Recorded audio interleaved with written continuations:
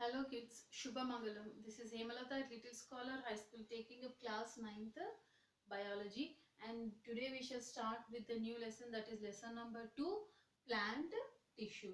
In our previous class we have discussed about the cell as such, yes or no, wherein we have seen the structure of the plant cell, animal cell.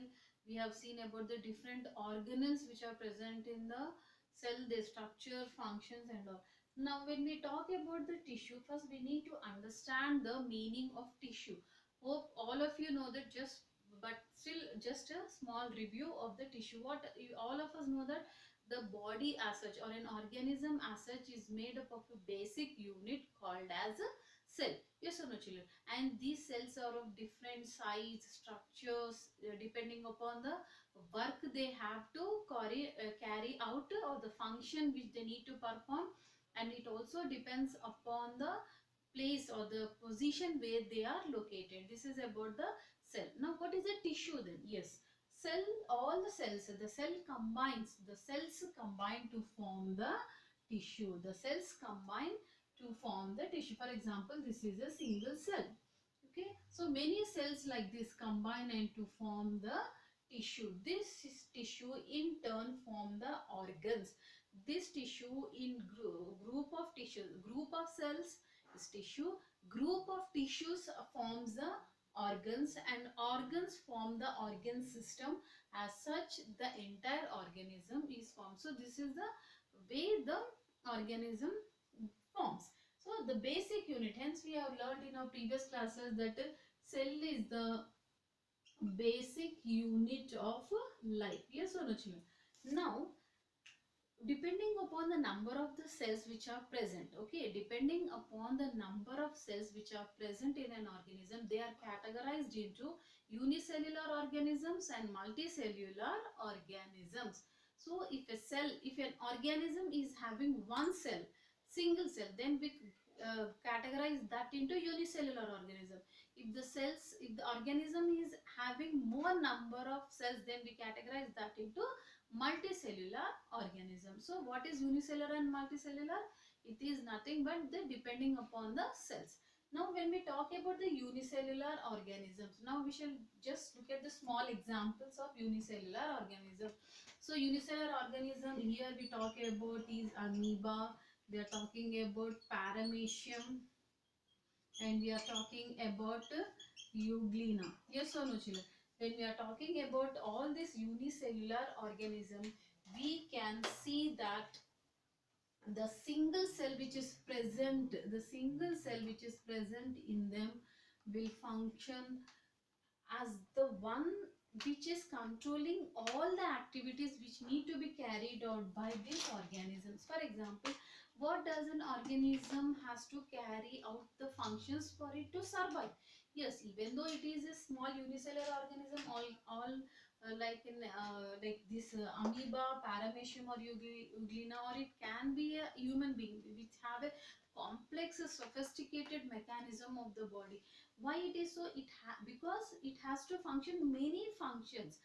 Whether the process is same, this process is same in both here unicellular and multicellular, like excretion, reproduction, digestion. Yes or no, children? So in unicellular organism, only the one cell is capable of performing all the functions. Like it can be food, taking of the food, that is ingestion of the food, excretion, absorption, reproduction, all these can be done by a single cell. Hence we categorize this into unicellular organism having one cell but has the capacity to perform as many all the functions, to perform all the functions which are required for the survival of the organism. Yes, so that means here I'm repeating it again, the one cell which is present in this unicellular organism is capable of performing all the right processes which are required for the survival of the organism. Okay, so now we have discussed about the unicellular organism. Here we said that only one cell is there and it is able to perform all the functions. Now when we talk about the multicellular organism, here we are considering an example of a plant, children. we are considering the example of a plant. Now when you look at this part of the diagram, yes, now this is a simple plant, okay, yeah, all of you know that. Now the part of the plant which is above the soil, the part of the plant which is above the soil, we consider that part as the shoot system. We consider that part as shoot system. And the part of the plant which is below the ground or below in the soil, this ground, okay. Now the part of the plant which is below the ground, we call it as a root system. This is the example of multicellular organism. Now why we are referring the plant as a multicellular organism? Yes, we already said that whether it is unicellular or multicellular organism, the main thing is for the organism to perform all the life processes. Yes, now when we said that, now we know that the plant is one of the multicellular plant, and even it has many functions to perform. Like all of you know that these are the roots, and what is the main function or what is the role of the roots? Yes, all of you will definitely give me the answer saying that the roots help in absorption of the water and minerals from the soil. Yes or no, children? So what is the function of the roots? Absorption of what? Water and minerals from the soil. Now whatever has been absorbed by the roots, it has to be transported to the other part of the plant. Yes or no, children? So whatever the water and minerals which have been absorbed, it has to be transported to other part of the plant, and that is done with the stem. And that is done with the stem. Yes or no? Now this is transportation is done with the stem. Now when we are coming to the leaves, all of you know that leaf play a vital role in photosynthesis. They absorb the solar energy and convert into chemical energy, and due to various steps in the process of photosynthesis, finally the food is prepared in the leaf. So what is the function of the leaf? Preparation of the food. Yes or no? And at the same time the leaves also have the stomata in them. Yes or no, children? So the leaves which contain the leaves are having stomata, and this stomata help in the exchange of gases and even in the process of transpiration. The leaves have the stomata in them. They are nothing but the kidney shaped structure with the guard cells. And what is the function of the leaf? We said just now, it is they are involved in the process of photosynthesis, and the stomata which are present on the surface of the leaf help in the exchange of gases and even in the exchange of water. Like the plant is giving out the water into the environment through a process called as transpiration. Yes or no? So when we talk about leaf, it is photosynthesis, transpiration. Now exchange of gases. Now we shall move to this, like the fruits. Okay, now what are the fruits? Fruits are the one which store the food. Now whatever the food which is prepared by the plant, whatever the food which is prepared by the plant, this is utilized by the plant for its own survival. Yes or no? So whatever the food which is prepared by the plant, it is utilized by the plant for its own survival. But whatever the extra food is there, that is getting accumulated in different parts, like in the roots. Yes or no?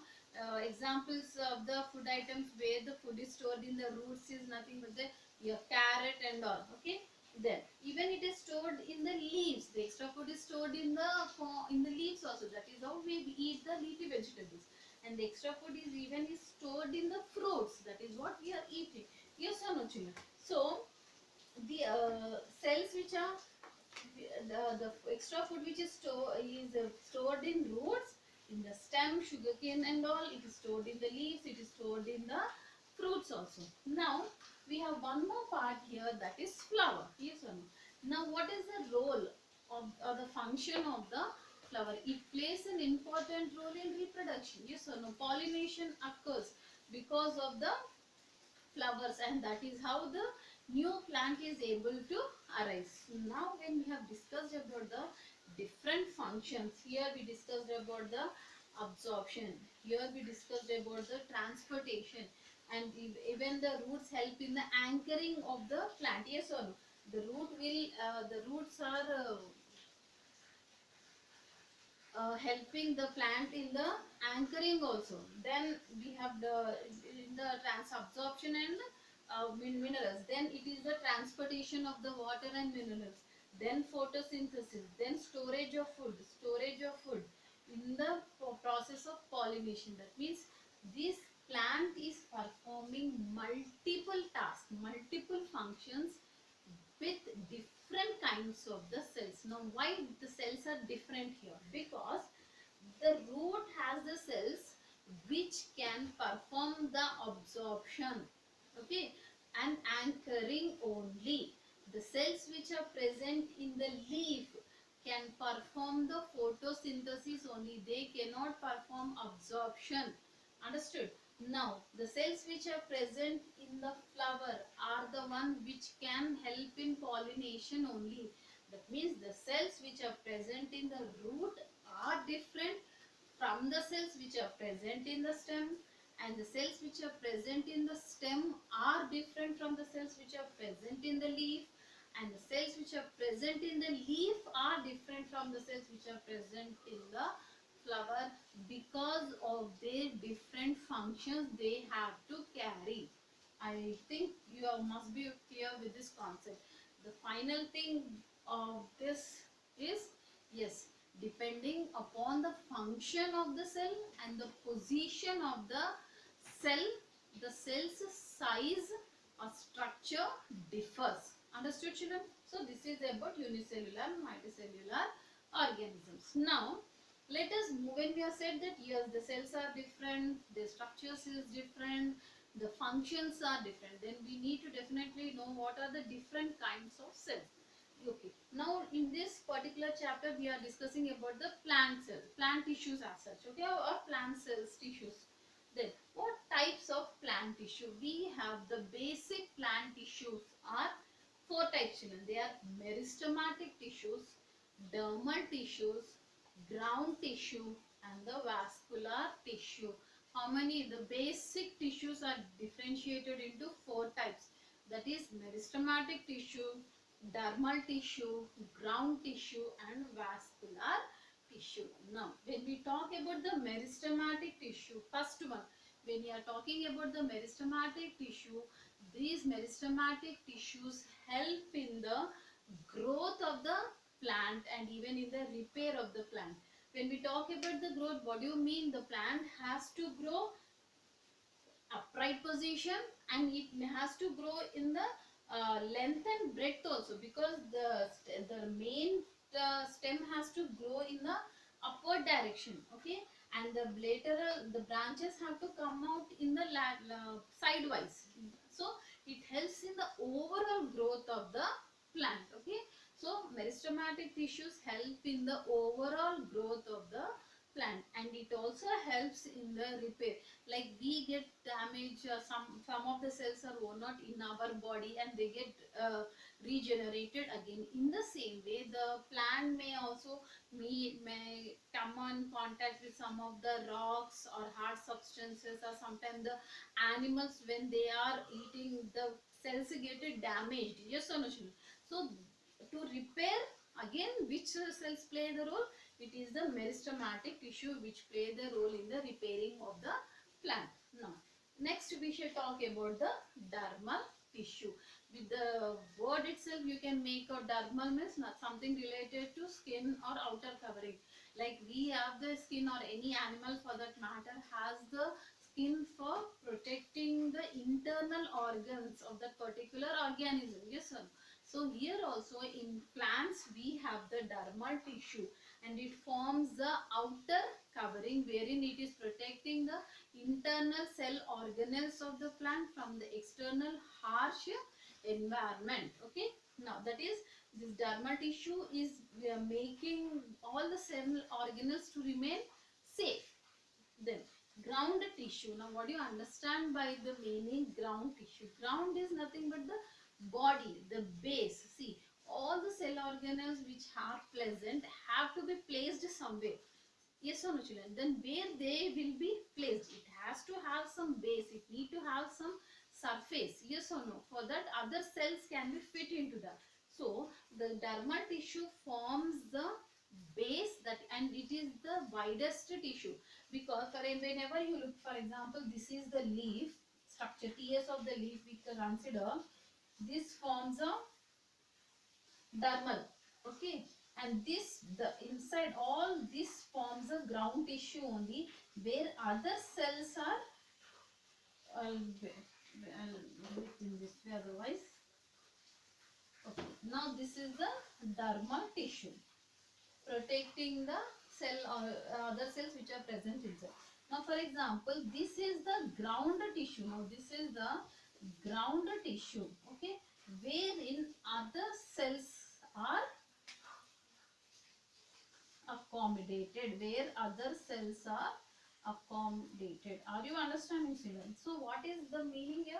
Ground tissue forms the bulk of the plant. Dermal is the inner one and the outer one protecting, but the bulk part is the ground tissue only, where other tissues which are related to different functions are accommodated in this ground tissue. Okay, children? Now we shall talk about the vascular tissue. When we talk about the vascular tissue, we said that in the ground tissue various other cells are accommodated, and here only the vascular tissues are also accommodated. If the vascular tissues are accommodated. And what is vascular tissue? Vascular tissue function is to transport the material. What material? The water and the food.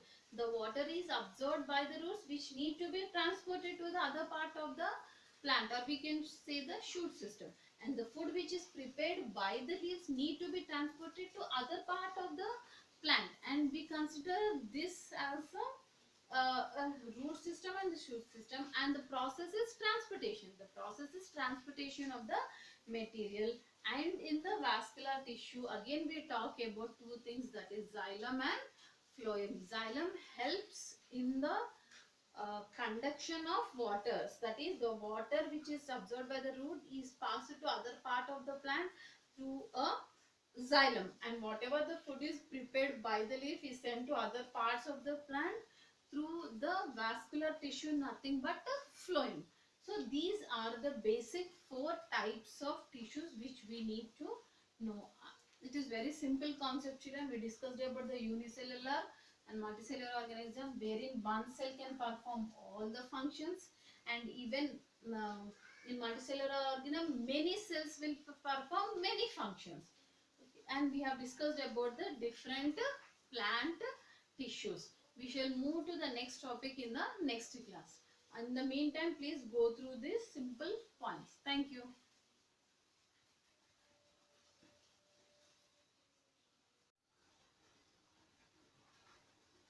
Okay, children. So we have seen about the different types of tissues, and in your textbook on page number 12, here the table is given, wherein we have discussed the absorption of the water from the soil. Which part? It is the root. Yes or no, children? Just write root there. Exchange of gases, air, that is through the leaves. That is stomata, we have discussed. Again, photosynthesis, leaf. Transpiration, leaf. Reproduction, flowers. So this is the parts which we need to fill in. And one more thing which I wanted to share with you, I have went to this four types of tissues, which is starting from page number 15, children. Okay, this is starting from page number 15. Okay, and before this we have certain experiments, like wherein we have checking the onion peel, or we have checking the beetle leaf peel and onion roots and all. These are the simple experiments wherein you are taking the very small thin section of all these parts, putting water or glycerine, and you're putting it on the slide, adding water or glycerine, then covering this part with the watch glass and removing the extra water and observing the cells under the microscope. So all these activities are same category, children. Just taking the section and observing it under the microscope. All these activities are done to just to know how the cells are arranged and what are the different different shapes of the cells. So all these activities which I've just shown you are only to know that what are the size or what is the shape which you find in the roots, or what are the size and shape which you find in the onion peel. So that is the simple experiments which you have to just go through once. And whenever you are doing this experiment, that whenever you are watching the slides or preparing the slides of any particular plant or leaves, anything, you need to be very careful with the cells which you are taking from the plant body, because they are very gentle and delicate. If you are careless, the cells may get damaged, okay, because you will be picking up with the very sharp pointed needle. You need to be very careful, otherwise the cells may get damaged and you will cannot understand the correct structure and arrangement of the cells. So all these activities are simple activities to know the different structure and size of the cells. So, that is a simple thing, children. And these are the different kinds of plant tissues, the basic tissues. Now we shall move to the next part of the tissues. We shall learn this in detail. Okay, until then please go through this. Thank you.